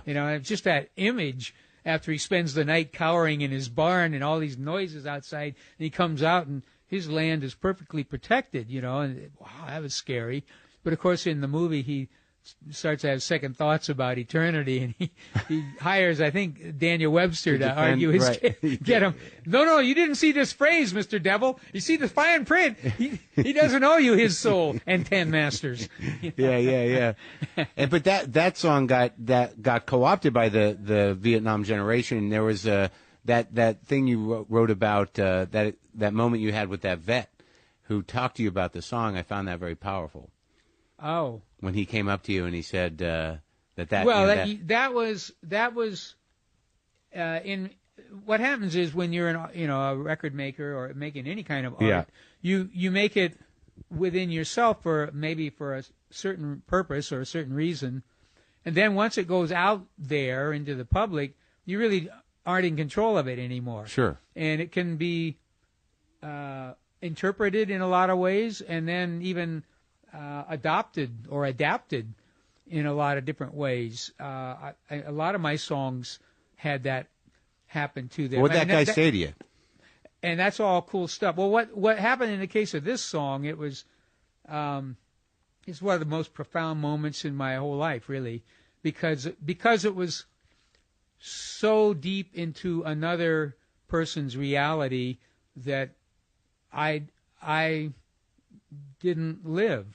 I didn't. I was told about it later, and because of the person's enormous sacrifice. Well, what did he say? What happened was the little school where my kids were going to school was having a fundraiser, like all little schools do, private school. Yeah. And so Julie had thought my wife had thought it'd be a cool thing for me to donate something that could be, auctioned. Right. And that would help raise money. So I wrote out the words to Bad Moon Rising and signed it. and donated that. And but my handwriting is really horrible. I mean, like a third grader. And so I was, came the night of the event, and I went to school with my family, and I, walked over to the place where they had my effort hanging on a wall, because I was very concerned about my chicken scratch. Yeah. And I walked over, just looking at it and kind of cringing, and then I think for a moment I went, yeah, okay, it's not as bad as I had made it out to be. And I noticed somebody's walked up and is standing next to me, because I was really only going to be there like 30 seconds, and a voice says, "John," and I turned over and I said, "Yeah." And it's a nice-looking guy, about my age, maybe a little younger. Yeah. Dressed nice. Yeah. He'd come, and it wasn't somebody I knew as one of the parents at school. Yeah. But he's dressed in a suit and tie. Very what's the word? Deferential to the event that was being put on. Right. And he says, "Well, you wrote Bad Moon Rising, didn't you?" And I said, "Yeah." He says, "Oh, I want to tell you something about it." I said, "Okay." And I look at him, and he says, "Well, I was in Vietnam." And I looked at him, and, now it's because of the special place that all of that is in my heart, and, what we all lived through, and certainly all the experience I had, and all the music I made, and just the struggle, the social upheaval of those days and those times. He really had my attention, because now I realize this was beyond where we were now standing, right? And he says, "Well, I want to tell you about your song while I was in Vietnam." He said, me and my buddies were, we had a patrol there, and we were camped in the jungle." He said, "Our mission was to seek out and go find Charlie." And, right away my brain is remembering those times. It's the craziness of how that war was put forth, I guess. Yeah. The enemy is on his own turf in the jungle, and we're in there as, campers, tourists, basically, because we don't live that way, and we're supposed to go find him, right? Yeah. Well, anyway, so this fella says, so my unit, our mission, our orders were to go find Charlie in the jungle. And part of our orders we were to go at night. And I'm going, I look at him and I shake my head, "Oh my God." Yeah. And he says, so what we had to do, every night after it got dark, we'd have dinner. He says, the idea was we were supposed to go out into the jungle. And he said, it's just my little patrol. We called ourselves the Buffalo Soldiers. Yeah. And I thought, really? He says, well, we were. I said, in my mind, without verbalizing, I knew that that's a sign of bravado. You're sort of hoisting yourself up against this almost suicidal mission that you're on. And he says, so we would turn on all the lights in our encampment. We had this PA system, and so we would turn it up as loud as we could, and we would play Bad Moon Rising at the top, the highest volume we could play just before we went out into the jungle. And I said, "You're telling everybody that you're coming out into the jungle?" And he said, "Yeah, that's right." I just looked at him in awe, and I said, "Wow, I'm glad you made it through." I wish I could tell you the man's name, because he's a hero in my mind, and certainly one of the more important guys I've ever met. I kind of turned away. I think we shook hands. I turned away and looked at the thing on the wall. When I looked back, he was gone. And it was just, one of those things, how can I say it? If you think about that, even for 30 seconds, you realize that's so many people, so many millions, really, hundreds of thousands at least, of soldiers' stories that lived through that time, that they were given a wacky set of instructions that they had to do. And so they did the best they could. Yeah, and that was, you had no idea that could have been until that guy told you. You had no idea that your song was just out there, right? And that platoon drew strength, from that. I'll always remember that it was a Buffalo Soldier. That was some guys with their own official, how you make it, right? Sure. They realized that they were an island, in eternity, basically. I mean, that's what you are, you know. They've sent you over there for this crazy thing. You can't really refuse, or they'll put you in the penitentiary, you know, and you'll be shamed. Yeah. The horrible thing about all of that was that the American public wasn't smart enough yet. That when those guys came home, of course, they were all treated horribly. The public at large was against the war, but the administration at the time managed to join the concept, the clash of ideologies together, so that it made people think they were against the soldiers, and they were not. They were against the policy. These poor soldiers were just simply doing what their country asked them to do. But the insane administration was using their best PR people, I guess, sure. you know, like Haldeman, to put the disease on the soldiers. It's such an unfair thing. Horrible. Yeah. And the other songs on here that, like, we'll just go through a couple of them, like the Long as I Can See the Light always chokes me up. And I think that My Morning Jacket did a beautiful version of it. Thank you. Did you? Yes. Oh, I love it. Where did that song come from, man? I think that was that loner again that I kind of mentioned. I think I've always kind of just had that feeling that I wished so desperately for home. You know, when we were kids. I mean, there was, how can I say it? Television or escapist entertainment is full of little touchstones of this stuff. In the 50s, of course, with TV, there'd be shows like Leave It to Beaver. Maybe the old movie Old Yeller, you know, where you get this sense of a very strong home, right? Even if you really didn't have that yourself. Yeah. But you just desperately wanted that, right? Yeah. And so my idea was a candle in the window. Yeah. That's, you know, it's certainly a fragile thing. Yeah. That any little wind can blow it out. Yeah. And the idea that I would be able to find my home and get back home, no matter how lost I might be, as long as that candle was in the window. Now I do want to tell you, even the man that wrote that song was a pretty sad man internally. That man being you at a different time. Yes, and I found my home. My beautiful wife, Julie, gave me that. That song has a wonderful, how can I say it? I mean, it's there was so much desperation in that song, and now I can, of course, it's a struggle that now I'm proud of the song, but I'm also proud that at least I found my salvation. Where was the sadness coming from then? All my life, whole life. Do you think it has something to do with your old man splitting? Yeah, of course. Yeah. Oh, absolutely. Yeah, I felt like a stone cast adrift, you know, just kind of with no moorings. Yeah. And then you wrote the other song that directly, sort of approaches that, which Someday Never Comes, right? Mm-hmm. And that, that can be looked at, just the language of that song, like this is with a lot of your songs, that the language is powerful, but not directly hinged to, a personal experience in the song, so it can apply to anybody. Like in the sense of Someday Never Comes, I mean, that heartache of that song can be applied to anybody's experience, but it's very specific for you. Well, it was personal. I was breaking up with my wife at the time. This was 1972, I believe. And, of course, we had children.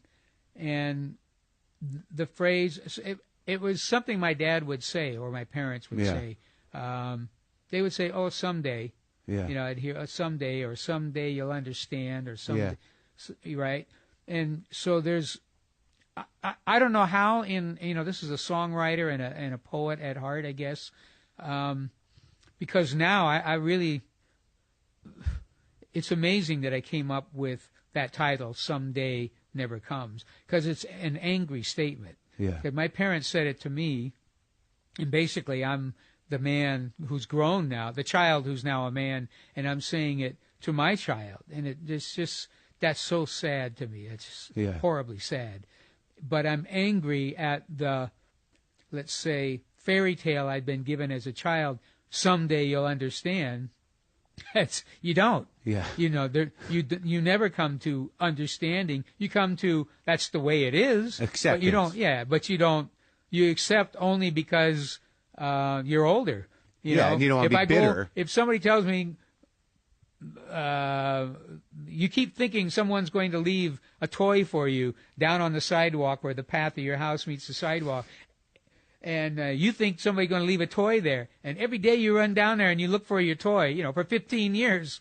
Yeah. But no one ever leaves a toy there. Every single day, you know, at some point, damn, you know, that's the people that call in radio psychiatrists, and the shrink is saying, you need to move on here. No. Someday somebody's going to leave a toy for me. And he's saying, someday never comes. Right? Anyway, I mean, I came up with that phrase, someday never comes. It's that's anger. Yeah. You know, because it never comes, no matter what your parents told you, and it's not true.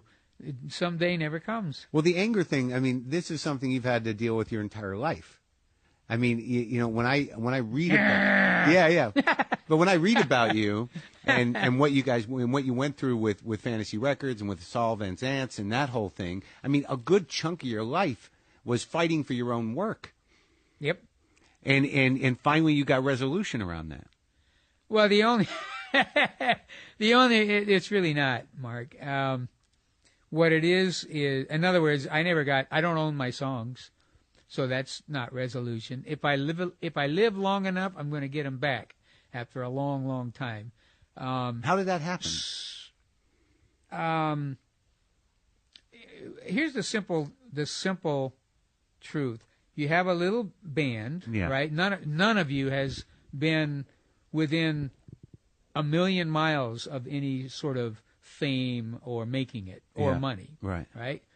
You're like every other wannabe, you know, so you have a dream and, I hope I have a hit song someday and all that sort of thing. You know, but you're so far, you have no reason to believe other than having a dream. Right. Because you know, as you look around, all the other people that show up at the little engagements you play in some little, you know, high school gymnasium or maybe a little sock hop after school or a nightclub on the outskirts of Sacramento, not even downtown Sacramento. Yeah. You know, you're so far away from, you know, you're playing out in all the little farm towns like in California. You're in Merced and Turlock and Hanford, and, beautiful places, by the way. As I grew up, since I played there so much, it's a lot of that informs the music and the kind of writing I do. But you know that everybody else you're seeing that has their little musical group or comic group or you know, whatever part of showbiz they're in, they all have the same dream. Yeah. So you have no really more reason to expect anything ever happening than all, you know, you just look at the odds. Everybody's playing guitar in the garage. Right. Yeah. I mean, and there's been no, other than your own passion, there's been no really reason to believe. So you have your little 4-piece band, and you have a guy who has a little record company. I mean, a little jazz record company that has, I think, 27 albums by Cal Jader on it. And because I was a shipping clerk at that record company, I know how few records they actually ship. Yeah. Because I was the guy that had to put them in boxes. Yeah. You know, and they were lucky to ship 300 records a week. That Right. would be a big week. Right. Right? Yeah. And I had that job for a couple of years. And so as you look around the 5 of you, and you're talking about this dream, and you're all talking about it like you're equal. Yeah. Like, yeah, we're all in this together, boy. If we ever manage to hit the big time, boy, we'll all, you know, be on the good side of on the wealthy side of the street. You know, the gold will finally come to us. We'll share and share alike. I mean, everybody's talking that way. Yeah. And so as you see your bandmates and this guy who owns this little tiny record label, you believe that to be true. And when you sign a contract that says you're all sharing, or he's owning the songwriting and the arranging, and he's owning the masters and all that. Not that I really even read the thing. Right. But you talk about it verbally. And one of the questions was asked, well, how about if we ever, make it? I mean, we have a hit record. And then the man who owns the label says, oh, we'll tear this thing up, and we'll all share in this equally. Well, you're all sitting in the exact same boat. You believe that. You think that's the truth. Yeah. I mean, you ever see the movie, The Treasure of the Sierra Madre? Yeah, yeah, yeah. I mean, once there's money involved, things change really radically. When there's no money, there's nothing to share. Right. Nothing to split up. Yeah. Hey, man, I'll give you, here, on the turn, you're playing poker, virtual poker. Yeah, hey, yeah. I'll bet you 50% of my share. Yeah. Whatever, it's worth nothing. Right. Right? Right. I mean, you're kind of talking that way because you all have a dream. Right, right. And you're all being nice to each other. Yeah, yeah. You don't know that You can't one trust day, that guy basically because of your own efforts, mostly, things are going to drastically change for these other people. And suddenly, greed is going to rear its ugly head. And, that suddenly every man is for himself, except as I had somebody put it to me once, well, they killed the goose that laid the golden egg, meaning me. Yeah, yeah. So that went on for years, right? And so all throughout the... Yeah, I didn't get the songs back, and I didn't get the money back that was stolen. So... really, I forget the word, if you call it resolution or something else. Closure, maybe? I don't remember. Well, what it is, a person, I'm a lot older guy, right? You live long enough in this world, hopefully, you get, I mean, look at a year, look at the times I've lived through. Yeah. I mean, just in the world stage, the world of events, and then my own personal play. Yeah. Been rather volatile and remarkable. And what I was getting at is you get to be older, hopefully you have some perspective. And you really come to the realization of what actually matters, what's important. And I was lucky enough, by no design of my own, by certainly no deserving, any more than the next guy of my own. I met a beautiful, wonderful woman who loved me for me. Yeah. Just cared about me. Yeah. Lord knows she didn't know all the demons that were in the next room behind me. That she was soon to learn about. I didn't know this came along with the program. Whoa! Yeah. This is a lot of work, John. These are my evil friends. Yeah, exactly.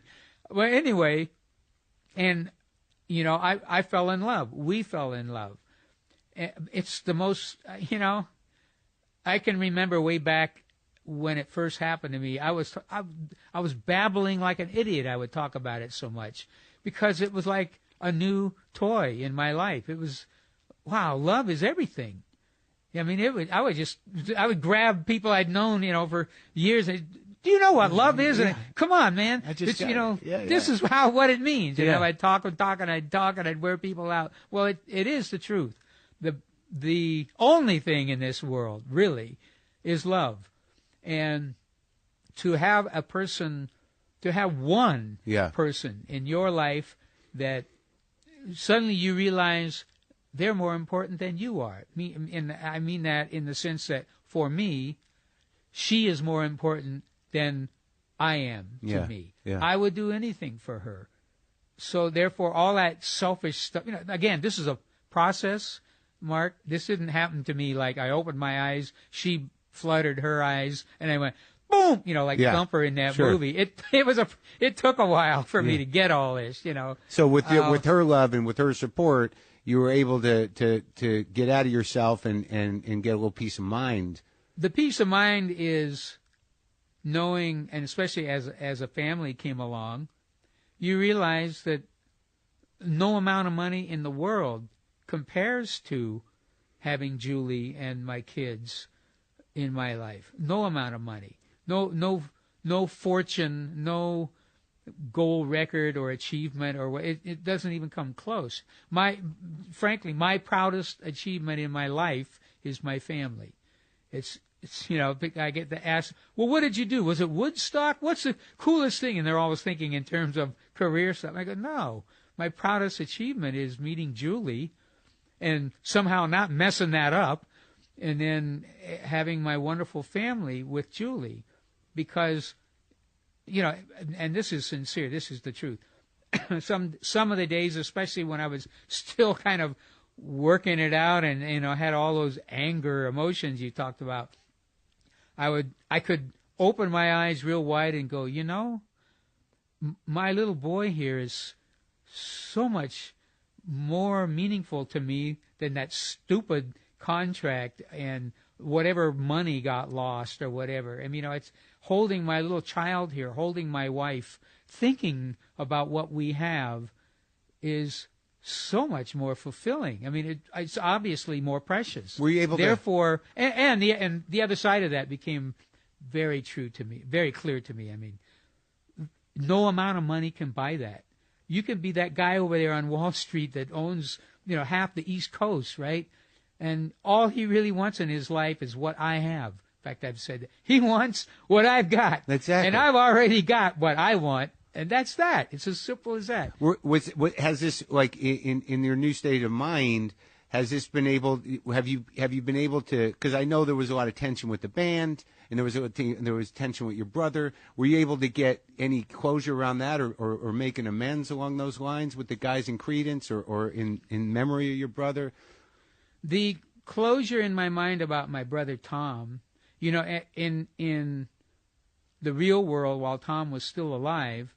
I don't know how long a story you want me to tell. I had actually tried to get real, I mean, it was hurtful to me that we didn't get along, that there was obviously this gaping distance between us, and that went back to the band. Yeah, it certainly was. I couldn't quite, Julie has helped me a lot over the years. I couldn't quite define it in those days. I didn't quite know that a lot of it was jealousy. Right. But I didn't know that then because I didn't have that. I wasn't jealous of Tom. Right. I didn't have any jealousy in me. Right. So I wasn't experiencing that emotion. Does that make any sense to you? Sure. I wasn't jealous. I was happy doing what I had to do. But he was pissed off. And jealous. Yeah. Right? Some of that must have been exacerbated because he was older. Therefore, he was first. He kind of was out in the limelight, in high school and all that, while I was still younger. So he experienced it earlier in his life and had that longer, and now kind of had to take a back seat to me. I'm just during the Creedence kind of years, trying to reason this out. Anyway, I had heard the story when I was a kid about the Dorsey brothers. Yeah. That Tommy and Jimmy Dorsey, had a band together when they were kids, and then they split up and didn't talk to each other for 30 years or something, right? These are people from the old days when I was growing up. My mom's music. Yeah. But then I heard that for their mom, because their mom wanted them to, get back together, they did. And, near the end of their lives, they actually had that's the show that I saw Elvis Presley on, as a matter of fact, on TV. So they were, now rectified, whatever that word is, back together again. Yeah. And so I thought, man, because my mom was ill, and I thought, it would be really cool to do that for our mom. So I was trying to engineer this to happen. Yeah. And I called Tom and wrote him a letter, and he kind of agreed. He said, "Oh yeah, cool." I said, "Well, look, I think this is just me. This is John talking, because I had some anger, and I knew Tom did too. So I said, I think the quickest way to get there is if we just write down our issues. Why am I mad at you? Why are you mad at me? Whatever. If your list has 1,000 lines on it, I don't care. Then we'll go over the list, right?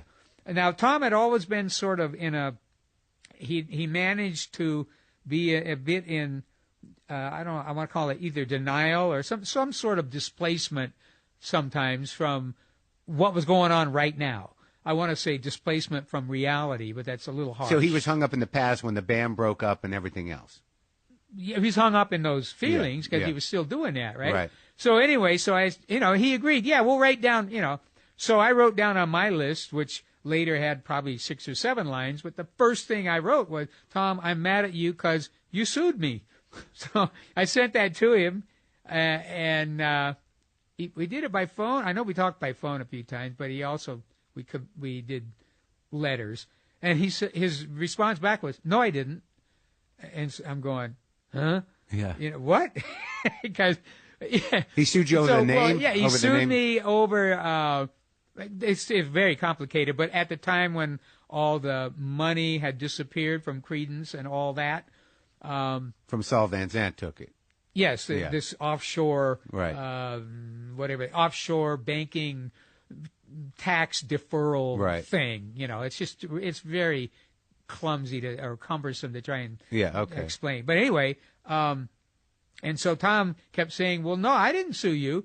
So finally I, found a copy of the lawsuit, first the cover page, that explains everything. And there's, Tom Fogerty and I think his wife, his name too, hereby sue or whatever, join John Fogerty, here's a copy of the thing, and I sent it to him. Just to, well, Tom, you did sue me. Yeah. Don't say you didn't sue me. I mean, we're not getting anywhere if you just deny what I've said. I'm mad because you sued me. Yeah. Right. So then his answer a little later was, well, what happened was in his mind, what had happened was the morning of the trial in 1983, Tom walked up to my attorney and he said, I don't want to sue John anymore.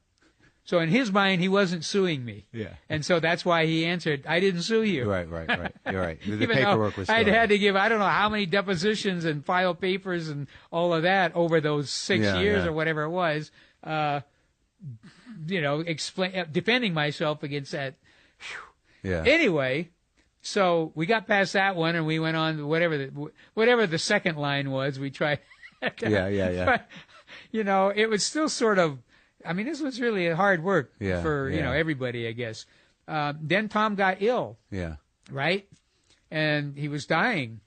And a couple of times during that long ongoing process, Tom revealed to me, well, Saul Zaentz is my best friend.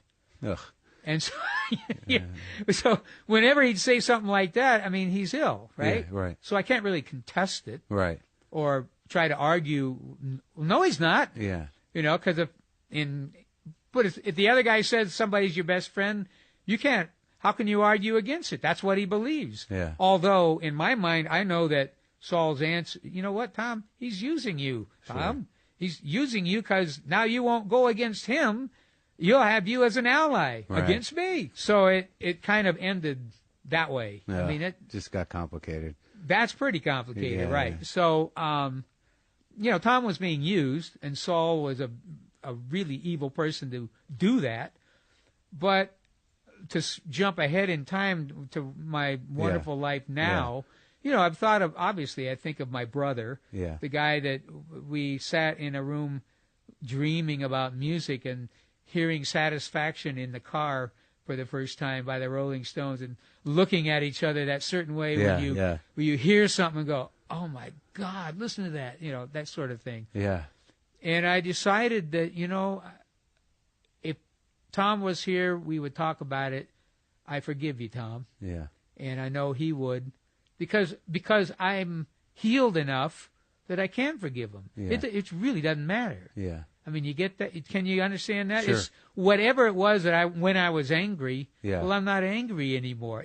Those things don't matter anyway. Yeah. Whatever money, whatever crap about Saul Zaentz, wherever, and I don't care. And because that's not what's important to me is my life here with Julie and my family. So you got peace in your heart around this stuff. Right. That's good. So it's important to me, at least on my side of the ledger, to have said to myself, Tom, I forgive you. Meaning, whenever we do meet, it's we're in a state of grace as far as I'm concerned. That's beautiful, and you got inducted into the Hall of Fame, Rock and Roll Hall of Fame, and that must have been a big night, huh? Yeah, that's amazing. It lasted about 24 hours. Yeah. It was a great night. It was, I was happy. Our band, us, our music was being honored. As I said, I don't remember the whole speech, but I do know at some point I said something to the effect of, I know we've had our ups and downs or something like that, and I said, but after all, at some point in time, we made some pretty great music together, and that's, after all, why we're here. Yeah. Right? Yeah. And then the mush hit the fan. Yeah. With the other guys? Yeah. Yeah. Is that resolved? No. It's now. Yeah. What's hilarious to me, really, truly, I don't know. Some guy, a lot of playwrights, a lot wiser than me, have sort of been devil's advocate. Almost like the little devil himself up on the tree branch, looking down at humanity and just shaking their head at how easy it is to keep the little barnyard animals upset in every way, as Howlin' Wolf said. Little Red Rooster. I mean, quite innocently, just a couple of years ago, somebody was asking me, well, do you think there'll ever be a reunion? Because they always ask that question, right? Yeah.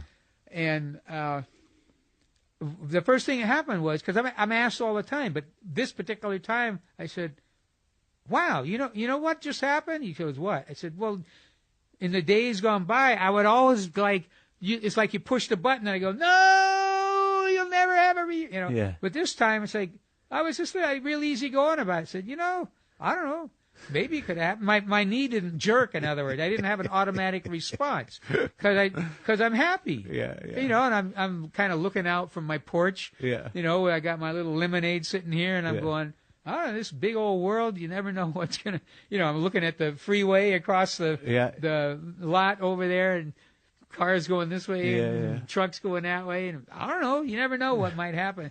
So the guy prints that, right? He said, John seems kind of mellow about the idea that there might be a reunion, because I'm at peace. Yeah. Not a week went by, maybe 3 days. Yeah. The other guys are in somebody's article. No, it's too late. We're never going to have it. Yeah. And I read that, and I just kind of said to the wind, I guess they're still mad. Okay, just a couple more questions. The performance at Woodstock, is there any tape of that, man? Is there tape of that? Yeah. Oh, sure. Yeah? Yeah, I think probably the whole thing was more or less recorded. But you didn't want it in? Now, you have to well, eventually it has been used. Yeah. You have to remember way back at the time, we had played Woodstock. We followed the Grateful Dead. Talk about that hippie lifestyle you were talking about a while ago. Yeah. This would be probably the Technicolor poster boy example of all of it gone wrong. The Dead got on, the whole thing was running late anyway. Yeah. And we were supposed to be on at something like 10 o'clock. We were promised a really prime spot, prominent position on Saturday night. Well, it got to be past midnight, then it got to be 1. And then the Dead ambles on stage, and they play a few songs. Then their equipment breaks, and it's like, hey, Jerry! Yeah, man. Oh, where's my guitar? I don't know, man.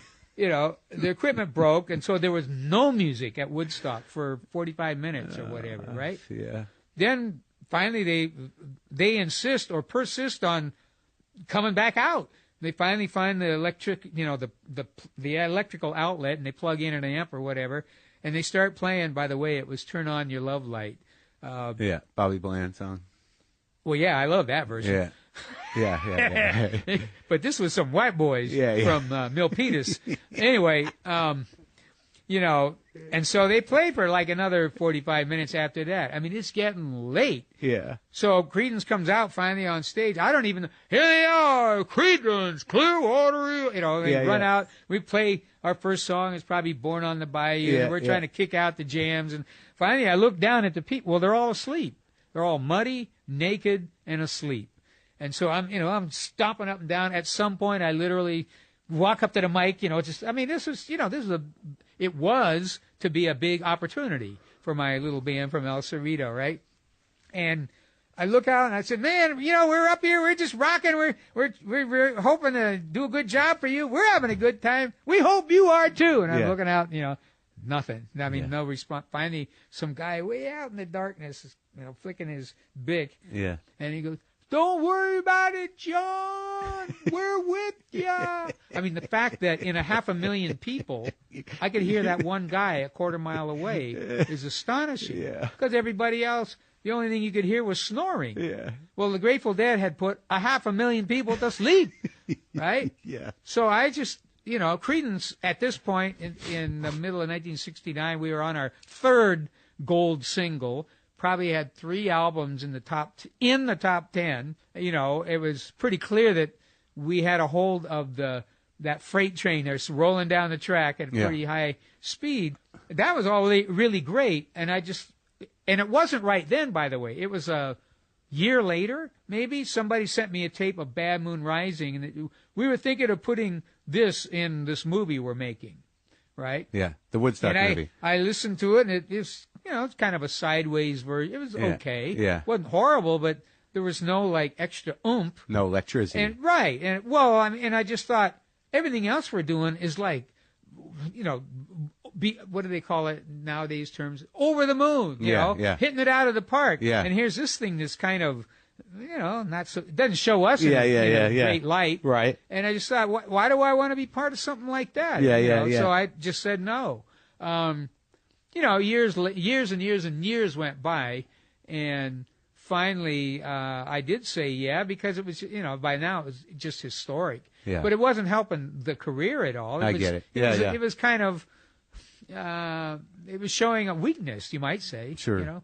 Carlos Santana, of course, in the daylight, because you couldn't take film in those days at night. Right. It was basically 10 feet away, and you were a shadow. Yeah. And so Carlos was really killer, looked great. And, of course, Jimmy, all dressed in white in the morning light. But it's sort of hilarious. Jimmy had in his contract, he had to close the show. He had to be the final act of Woodstock. So, by God, that next morning, whatever morning, I think it was Monday morning, after the whole thing, 7 o'clock in the morning, after everyone has left, Jimmy's out there doing Purple Haze, to a couple of cows and a lot of trash. And that was the mythic performance. Yeah. That was immortal. But he looked great. God, he looked great, yeah. Well, I want to say this, is that this album, the new one, Wrote a Song for Everyone, is just great. And I listened to it twice, and, all these versions of your songs and the new songs are great. Thank you. And I got to tell you, personally, when I was younger and I listened to you guys in high school, and I had the Greatest Hits album and all these other records that I got from my uncle, the ones I still have, the Creedence records, and then when you guys sort of disappeared, I remember when Center Field came out, I went out and bought it, and I was so excited that you sounded so damn good, and those songs were so great. And, and I kind of put that in the shelf in my head. And then, I interviewed Dave Grohl, when he was working on Sound City. And I was at Sundance with IFC for a different thing, and I went. Oh, did you come see us? Well, I went and saw you, and, when you got out, when you got out there, it was like everything else just paled. You got out there, and I heard you sing in the exact same tenor that you always had, and I cried. I was so thrilled to see you up there, and just to see, you doing your songs, with the same amount of heart you always had. And it's just been a great honor to talk to you. Oh, well, thank you, Mark. What you've done is you've sort of reinforced, what passion is. You basically, it's really important to me. And I dare say, certainly at a certain time in all our lives, and if we're lucky enough, we get to keep that passion. Yeah. That when it's so important to you, and you want to really do the best you can. You're trying to be great, as it were, and your audience, obviously, you felt that way from a connection from when you were young. You carry that because it really matters to you, right? I mean, it really matters to me. When you're teenage and you have the guys in music especially, or it might be sports, or it might be, a movie star or something, but it's really, really important to you. It may be the most important thing to you. and you keep that passion. If you're lucky, you get to hang on to that, throughout your life and have that same sense of, well, man, this is really important. I care about this. Yeah. And you still got it, man. I appreciate that. Thanks for talking to me. You bet.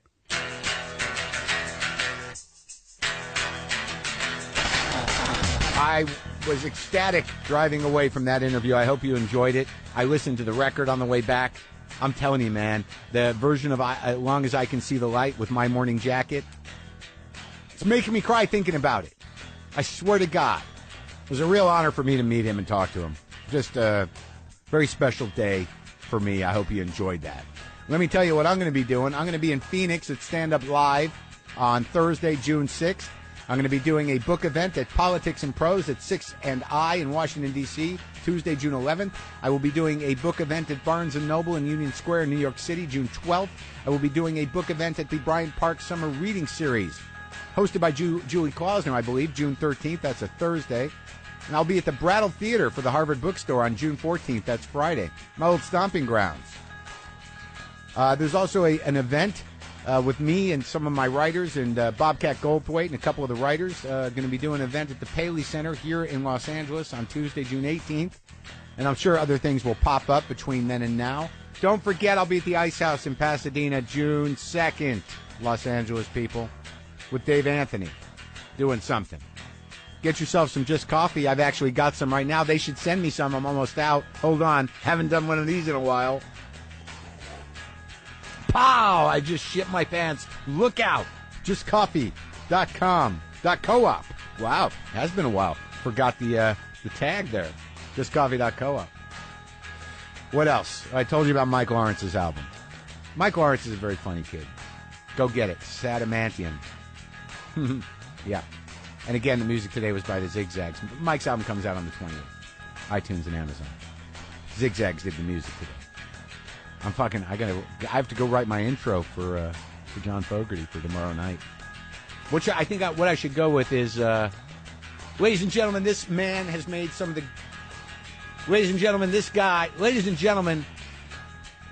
rocker... Ugh.